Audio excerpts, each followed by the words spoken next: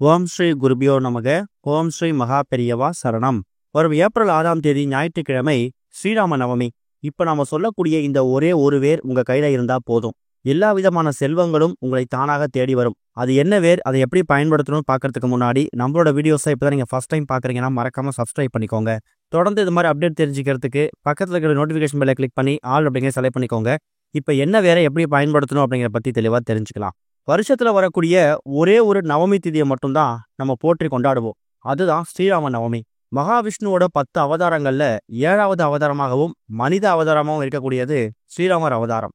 என்னதான் அவதாரமாகவே இருந்தாலும் மனித பிறவியா பிறந்ததால மனிதர்கள் படக்கூடிய கஷ்டங்கள், துன்பங்கள், துயரங்கள் இதையெல்லாம் தாண்டி எவ்வளவு கஷ்டங்கள் வந்தாலும் கெட்ட நிலைமைக்கு போகக்கூடாதுன்னு உணர்த்தினவர் தான் ஸ்ரீராமர். இந்த ஸ்ரீராமர் அவதாரம் தான் நிறைய பேரால போற்றி கொண்டாடக்கூடிய அற்புதமான ஒரு அவதாரம். ஸ்ரீராமர் வளர்பிறை நவமி திதியும் புனர்பூசம் நட்சத்திரமும் சேர்ந்திருக்கக்கூடிய அந்த நேரத்துல தான் அவதரிச்சதாகவும் அதை தான் நம்ம ஸ்ரீராம நவமியா கணக்கில் எடுத்துக்கிறோம் அப்படிங்கிற மாதிரியும் புராணங்கள்ல சொல்லப்பட்டிருக்குது. அந்த வகையில ஏப்ரல் 6ஆம் தேதி ஞாயிற்றுக்கிழமை நவமி திதியும் புனர்பூசம் நட்சத்திரமும் இருக்கக்கூடிய நேரம் அப்படிங்கிறத நீங்க தெரிஞ்சுக்கணும். ஞாயிற்றுக்கிழமை அதிகாலை 1 மணி 8 நிமிஷத்துக்கு ஆரம்பிக்கக்கூடிய நவமி திதி மறுநாள் திங்கட்கிழமை அதிகாலை 12 மணி 25 நிமிஷம் வரைக்கும் இருக்கு. அதனால ஞாயிற்றுக்கிழமை பகல் முழுக்க உங்களுக்கு நவமி திதி தான். ஆனா புனர்பூசம் நட்சத்திரம் அப்படி கிடையாது. ஏப்ரல் 5ஆம் தேதி சனிக்கிழமை காலையில 10:47 மணிக்கு ஆரம்பிச்சு ஏப்ரல் 6ஆம் தேதி ஞாயிற்றுக்கிழமை காலையில 10:31 வரைக்கும் உங்களுக்கு புனர்பூசம் நட்சத்திரம் இருக்கு. அப்ப புனர்பூசம் நட்சத்திரமும் நவமி திதியும் சேரக்கூடிய நேரம் ஏப்ரல் 6ஆம் தேதி தான். அதுலயும் காலையில 10:30 மணிக்குள்ள ஸ்ரீராம நவமிக்கான வழிபாட்டை செய்யறதுக்கு முயற்சி பண்ணுங்க. 10:30 மணிக்கு மேல நவமி திதி இருந்தாலும் புனர்பூசம் முடிஞ்சிருது, அப்ப ஸ்ரீராம நவமியை கணக்கில் எடுத்துக்க கூடாதா அப்படின்னு கேட்டீங்கன்னா அப்படி கிடையாது. புனர்பூச நட்சத்திரம் இருக்கும்போதே பூஜைகள் செய்யணும் அப்படி விருப்பப்பட்டீங்கன்னா காலையில 10:30 மணிக்குள்ள வழிபாட்டெல்லாம் முடிச்சிடுங்க. இல்ல பரவாயில்ல, அன்னைக்கு நவமி தேதி நாள் முழுக்க இருக்கு அப்படின்னா மாலை ஒரு 6-7 மணிக்கு மேல தாராளமா உங்க வீட்டோட பூஜை அறையில நீங்க பூஜை செய்யலாம். நம்மளோட இந்த ஸ்ரீராம நவமி பத்தியான எல்லா பதிவுகளையும் சொல்லக்கூடிய தொடர்ச்சியா சொல்லக்கூடிய ஒரே விஷயம், இது வரைக்கும் உங்க வீட்டுல ஸ்ரீராமர் பட்டாபிஷேக கோலத்துல இருக்க மாதிரி போட்டோ புகைப்படம் இல்லைன்னா தயவு செஞ்சு அதை வாங்கிட்டு வந்து வீட்டுல வச்சிடுங்க.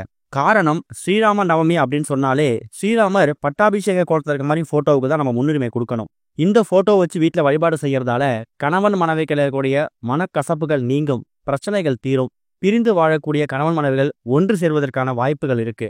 எந்த குடும்பத்துல சண்டை சச்சரவுகள் அதிகமா இருக்கோ அந்த குடும்பத்துல அமைதி மகிழ்ச்சி நிலவும், குழந்தை பாக்கியம் உண்டாகும், பேரு புகழ்னு கிடைக்கும். ஸ்ரீராமர் மாதிரி ஒரு மிகப்பெரிய ராஜாவா வாழ முடியும். இப்படி பல அம்சங்கள் பொருந்திய இந்த ஒரு ஸ்ரீராம நவமி இருக்குல்ல, இது ஞாயிற்றுக்கிழமையில வந்திருக்கிறது கூடுதல் விசேஷம். ஸ்ரீராமரை பொதுவா ரவி குலம்னு அழைக்கப்படக்கூடிய சூரிய வம்சத்தை சேர்ந்தவர் அப்படிங்கிற மாதிரி புராணங்களை சொல்லியிருக்காங்க.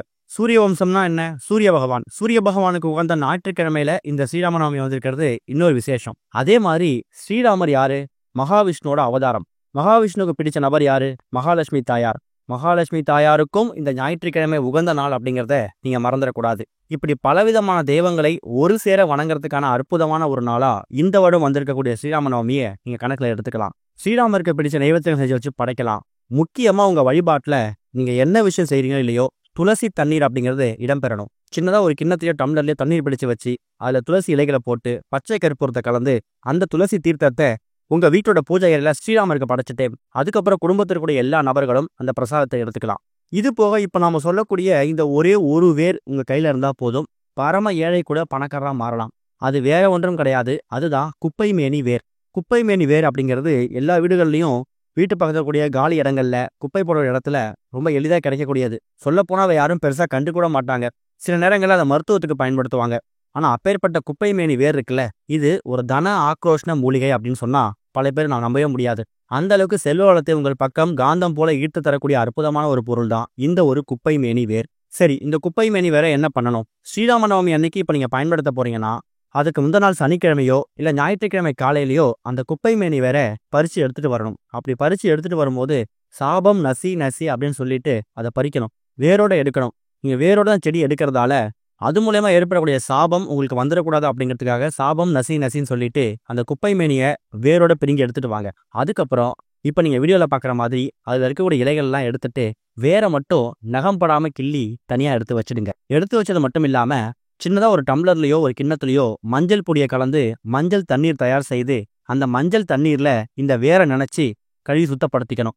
இது மூலயமா அந்த வேர் மங்களகரமான ஒரு வேரா மாறிடும். குப்பை மேனி வேற பறிச்சு எடுத்துட்டு வந்து அதை மஞ்சள் தண்ணீர்ல கலந்து இது மாதிரி கழுவி சுத்தப்படுத்தி வச்சுக்கிறீங்க. அவ்வளவுதான். அதுக்கப்புறம் வீட்டோட பூஜை அறையில நீங்க ஸ்ரீராமருக்கு எப்ப பூஜை செய்றீங்களோ அந்த பூஜையெல்லாம் முடிச்சுட்டு உங்களோட ஓய்வு நேரத்தை நீங்க செய்ய போறீங்க. சின்னதா ஒரு தட்டு எடுத்துக்கோங்க. அந்த தட்டில் நீங்க தயார் செய்து வைத்திருக்கக்கூடிய அந்த குப்பைமேனி வேர் இருக்குல்ல, அதை பூஜை அறையில ஸ்ரீராமருக்கு முன்னாடி வச்சுட்டு மனசார வேண்டுங்க. குறிப்பா எங்க வீட்டுக்குள்ள பணம் தாராளமாக புரளணும். பணத்தட்டுப்பாடு அப்படிங்கிறது இருக்கக்கூடாது. செல்வ வளத்துக்கு பஞ்சம் இருக்கக்கூடாது. எதை தொட்டாலும் வெற்றி கிடைக்கணும். பேரு புகழ் வளர்ந்துகிட்டே போகணும்னு சொல்லி பலவிதமான வேண்டுதலை முன் வச்சுட்டு அந்த வேற ஒரு அரை மணி நேரத்துல 1 மணி நேரம் வரைக்கும் உங்க வீட்டோட பூஜையில வச்சிடுங்க.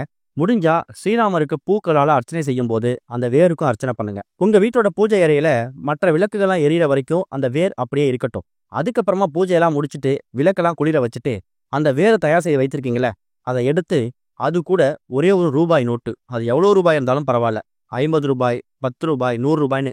ஆனா நீங்க எடுக்கக்கூடிய ரூபாய் நோட்டை அதுக்கப்புறம் நீங்க செலவு பண்ண முடியாது.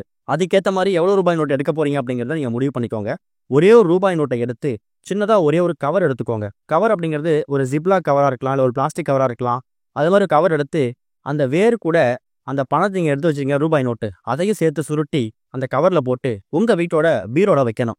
வைக்கிறதுக்கு முன்னாடி உங்க வீட்டோட பூஜையில் இருக்கக்கூடிய எல்லா சுவாமி படங்களுக்கு முன்னாடியும் பாதத்துல வச்சு எடுத்துருங்க. குறிப்பா ஸ்ரீராமர், மகாலட்சுமி தாயார், விநாயகர்னு சொல்லி இப்படி எல்லா கடவுள் பாதத்திலையும் வச்சு எடுத்துட்டு அதுக்கப்புறம் நீங்க தயார் செய்திருக்கக்கூடிய அந்த கவரை வீட்டோட பீரோ, லாக்கர், கல்லாப்பெட்டி இல்லை தொழில் செய்யக்கூடிய இடத்துல இருக்கக்கூடிய இடங்களை கொண்டு வச்சுட்டீங்கன்னா இந்த பரிகாரம் முடிஞ்சுது. இப்படி பண்றதால என்ன நடக்கும்னா உங்க வீட்டுக்குள்ள இருக்கக்கூடிய பணம் உங்க கையை மீறி வெளியில போகாது.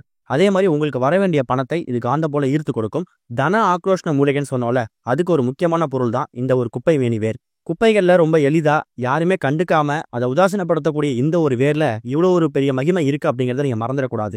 இதுக்கு நீங்க செலவு பண்ணக்கூடிய நேரம் என்னமோ 5 நிமிஷத்துல 10 நிமிஷம் வரைக்கும் தான். ஆனா இது மூலமா கிடைக்கக்கூடிய பலன்கள் ரொம்ப அபரிமிதமானது. ஸ்ரீராம நவமி அன்னைக்கு இது மாதிரி பணம் சம்பந்தப்பட்ட பொருளாதாரத்தை உங்கள் பக்கம் ஈர்க்கக்கூடிய தாந்திரிக முறையில பண்ணும்போது அது மூலமா கிடைக்கக்கூடிய பலன்கள் மற்ற நாட்கள்ல செய்யறதை விட இரட்டிப்பா இருக்கும். அதுலேயும் ஞாயிற்றுக்கிழமை மகாலட்சுமி தாயாருக்கு உகந்த ஒரு நாள்.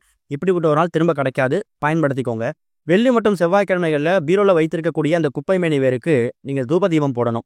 3 மாதத்துக்கு ஒரு முறை, 6 மாதத்துக்கு ஒரு முறை அந்த வேரை எடுத்து பார்த்துட்டு அந்த வேரை காய்ந்து போயிருந்தாலோ இல்லை உதிர்ந்து போயிருந்தாலோ அதை அப்படியே தண்ணியில் விட்டுட்டு மறுபடி ஏதாவது வலதுபிறையில் வரக்கூடிய ஏகாதசி திதி அன்னைக்கு, ஏன்னா அந்த ஏகாதசி அப்படிங்கிறது மகாவிஷ்ணு ஸ்ரீராமருக்கு உகந்த ஒரு நாள் தான்.